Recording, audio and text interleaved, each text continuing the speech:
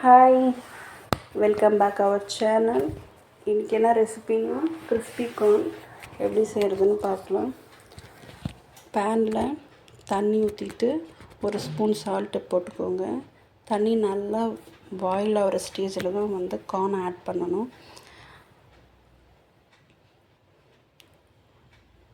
கார்னை சேர்த்துருங்க. கார்னை சேர்த்துட்டு ஒரு 5 மினிட்ஸ் வந்து பாயில் ஆனால் போதும்.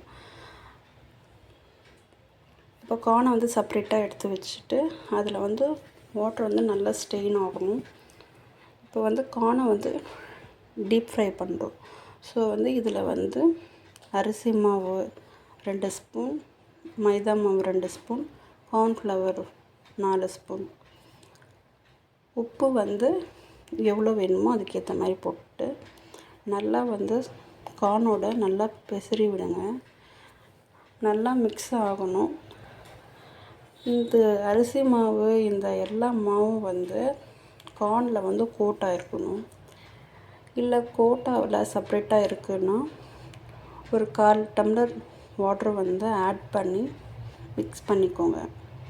இல்லை கார்ன்லேயே வாட்டர் இருக்குதுன்னா தண்ணி தேவையில்லை. இது எந்த ஸ்டேஜில் இது வந்து ஃப்ரை பண்ணணும்னா எண்ணெய் வந்து நல்லா ஹை டெம்ப்ரேச்சரில் வந்து இருக்கணும். நல்லா அப்போ தான் போட்ட உடனே அது வந்து பொரியும். ஸோ எண்ணெய் நல்லா காய வச்சுக்கோங்க. இப்போ வந்து கார்னை வந்து போட்ட உடனே அது அப்படியே வந்து பபிள்ஸ் வரும். அந்த பபிள்ஸ் வந்து அப்படியே கொஞ்சம் கொஞ்சமாக வந்து அது போகும்போது அதை செப்ரேட்டாக வந்து எடுத்து வச்சுக்கோங்க.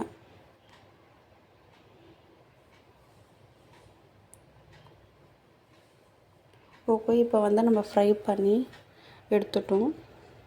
இப்போ வந்து ஃப்ரை பண்ண ஸ்வீட் கார்னை வந்து ஒரு பவுலில் ஆட் பண்ணிவிட்டு மிளகாத்தூள் 1 ஸ்பூன், உப்பு 1 ஸ்பூன், பெப்பர் 1 ஸ்பூன், அப்புறம் சாட் மசாலா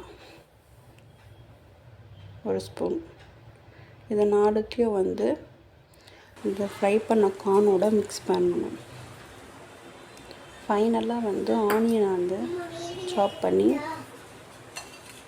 ஆட் பண்ணிவிட்டு நல்லா இந்த chaat masala, chilli powder, salt, jeera powder எல்லாம் வந்து நல்லா ஒவ்வொரு கார்ன்லேயும் வந்து மிக்ஸ் ஆகிருக்கும். நல்லா வந்து மேலே கீழே நல்லா வந்து மிக்ஸ் பண்ணி விடுங்க.